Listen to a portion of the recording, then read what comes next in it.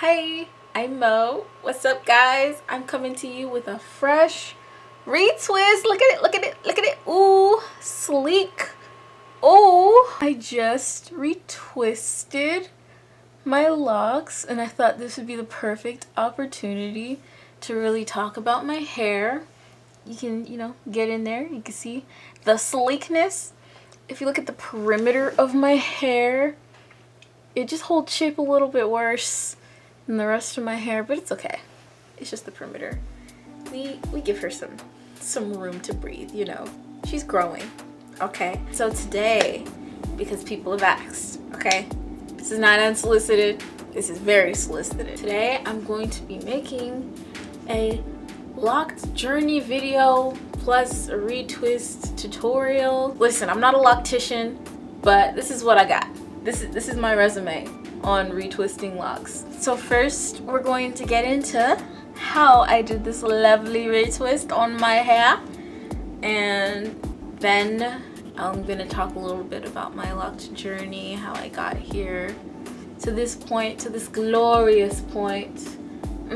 So if you're interested in my hair care journey, stay tuned. Let's get into this retwist tutorial. I'm starting on wet hair, by the way. And first, you're just gonna want to separate your hair. As you can see, my hair is in 4 sections. And then once your hair is sectioned out, we just want to start with 1 lock at a time.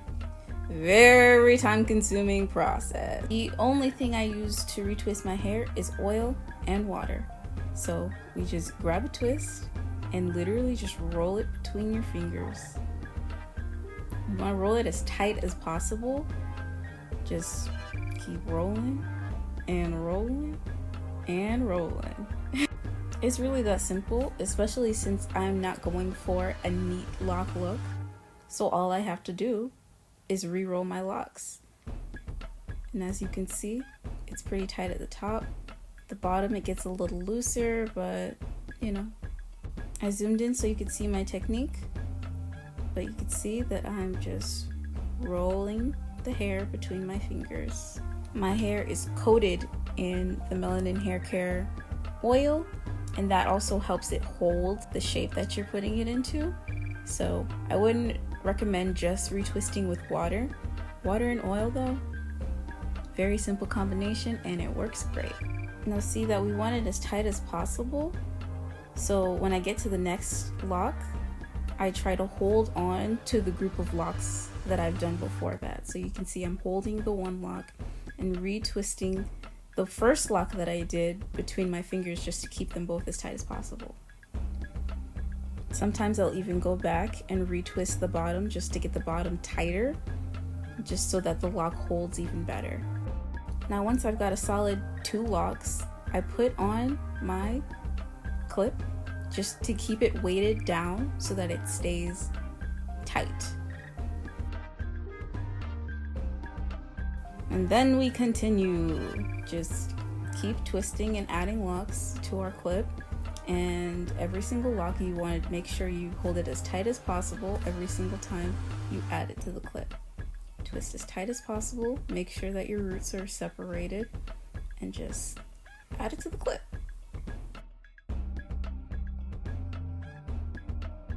Now we're speeding through the rest of the section. I am not retwisting my entire hair on camera. It is a long process. Because the process takes so long, obviously your hair is going to dry out. Keep handy a nice spray bottle with warm water that you can use to re-wet your hair as you keep twisting and twisting. And that's basically it. So I wanted to give you guys a side-by-side comparison of how my hair looks once it's completely retwisted. So as you can see, it's long, it's defined, it's very stretched out, it's nice and moisturized, and here's the other side. Very tangled together, not defined.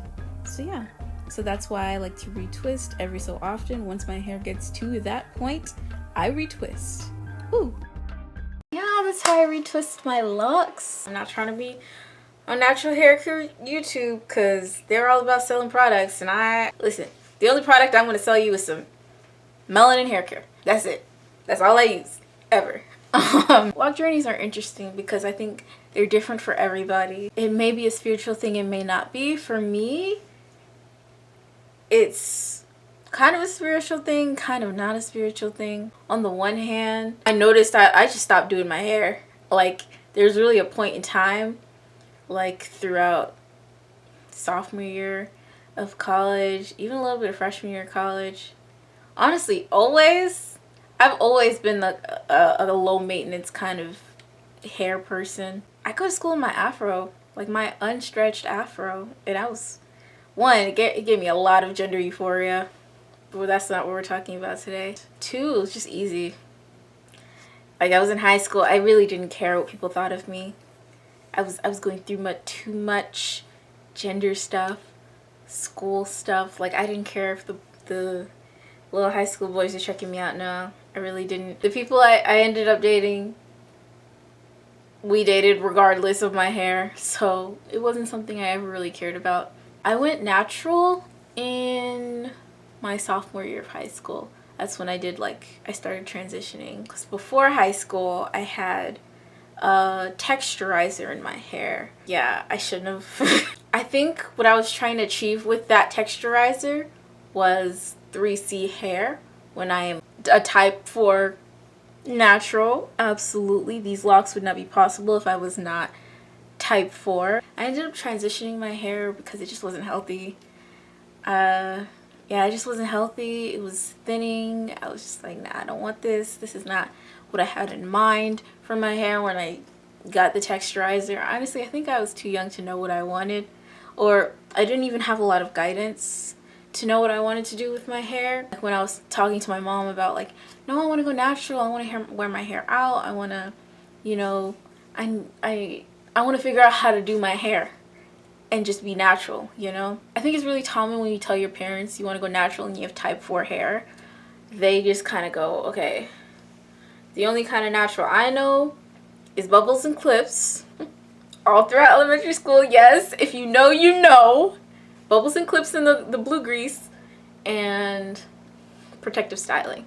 That's kind of it. And especially growing up, like, that was kind of all that was available to me. And I think there's also just there's, you know, y'all know, if you know, you know, there's a huge stigma against type 4 hair being natural. And I experienced this heavy when I finally transitioned in high school. Yeah, it's not just hair, it's the way people treat you, it's the way that people perceive you, it's the way that people talk to you, it's a lot of things. And not even just like the way that people treat you in a romantic sense, it's like even on a friendship level, in a interpersonal context, the way that teachers see you, like it's a huge thing. There's a huge burden that you go through when you decide to wear your type 4 hair natural.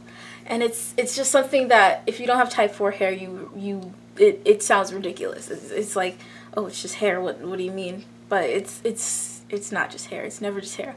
In the words of Scar Puppy, one of my favorite YouTubers, it's not just hair. It's never just hair. In the words of, you know, bell hooks, the personal is political. You really feel that when you transition your hair. That's kind of like the backstory before I went natural. When I finally did go natural, though, I really just wasn't doing anything to my hair. It was my sophomore year of college that I kind of just decided that, like, I don't do anything to my hair. I might as well lock it. Like, that would be cute. The thing with locks is that there's also a huge stigma against it. It's like the stigma against type 4 hair, the stigma against locks, it's just, they go hand in, like that meme. Yeah. Like, when I told my mom I wanted to lock my hair, and when I first started locking, because it really didn't look like anything when I first started locking, my mom was super critical. My dad was super critical. A lot of people around me were super critical. When you first start locking your hair, there's the awkward stage you go through. With my hair, I don't think I really went through an awkward stage. I think that the way that I'm locking my hair is just a little bit awkward, because I don't retwist it until, you know, I start to see some cloudiness. And I really do love the cloudiness of my locks. Like, I'll insert some pictures of what I mean by the cloudy looks. Like, since I just retwisted, it's flat, it's obedient, it's down. But what I love is when I'm like, I need to retwist. Like, because I think I still need to retwist just so I can maintain my little tendrils. But if I could maintain these tendrils without retwisting, oh my god, it's voluminous, it's all over my head. It's like a cloud of protection around my head, and I just freaking love that. Before I started locking my hair, my favorite thing to do with my hair was to do a blowout or like a stretch out and just have this cloud of protection. And what I really love about being locked is that I can have that cloud of protection without even needing to stretch my hair. Like, it just starts to stick up one day and it's like awesome, great. So I started locking my hair in January of 2020. Locking my hair was the greatest accomplishment of 2020. I don't care about anything else that happened that year, anything else I did that year. My hair is the crown jewel of 2020. It's 2021, you know, I'm still doing my upkeep, and this is how it's looking so far. When I first started locking it, like I said, it did not have these tendrils. I'm semi-freeforming with retwisting. What I mean by that is, when I first started locking, it was a semi-freeform process, as in, like, I didn't put all these twists in my head. I let all of these form naturally. What I would do is I would very lightly detangle, and by that I mean I would just run my fingers through my hair, and wherever my hair caught, I just move that.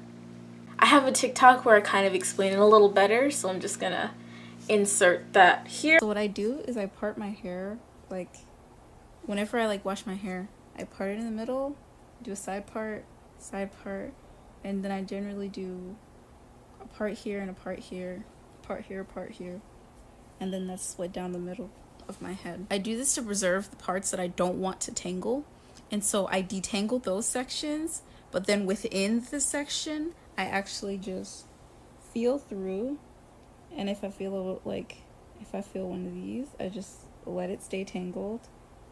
I basically run my fingers through until I feel a tangle, and then I just move the tangle to separate the hair. And whatever wants to separate will separate, and whatever doesn't want to, doesn't. So yeah, that's how I do my loose cloud lock. So that's the semi-freeform part. It's also semi-freeform because now that these tendrils have formed just naturally where they want to form, I go through this process of retwisting every month, every 2 months, depending on, you know, how it's looking, how I'm feeling, and how the previous retwist is keeping up. When I first started, I would just dry retwist, which is kind of, because like I didn't want to influence the shape too much. That was my thing when I was first starting, is like I really just wanted it to be this free process, and that's where it kind of becomes spiritual, is that I really just love the idea.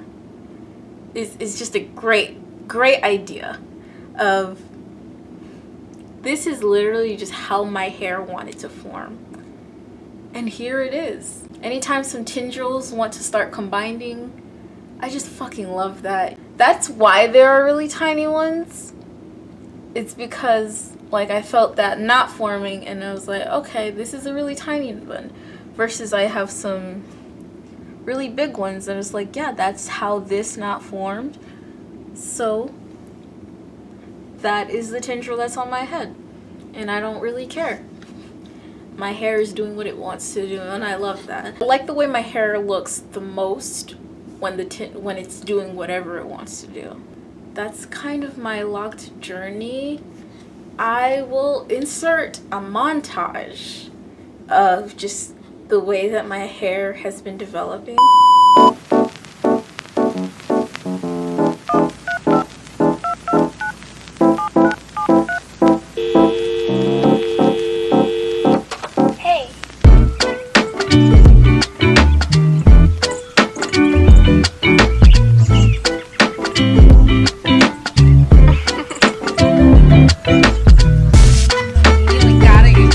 shit.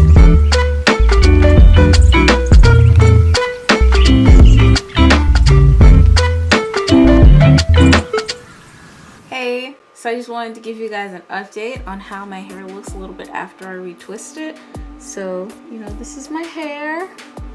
As you can see, the twister's still intact, but it's obviously shrunken up. This is my messy head of locks and I love it. So yeah, if you want a messy head of semi-freeform locks, that's how we did it. That's where we are. This is where we are. Yeah, thank you so much for watching. If you got to this point, leave an emoji in the chat. Leave an emoji in the comments, bro. Leave this emoji. I'll decide what emoji. If you like this video, like, subscribe, do all that jazz. Yeah. Okay. Bye.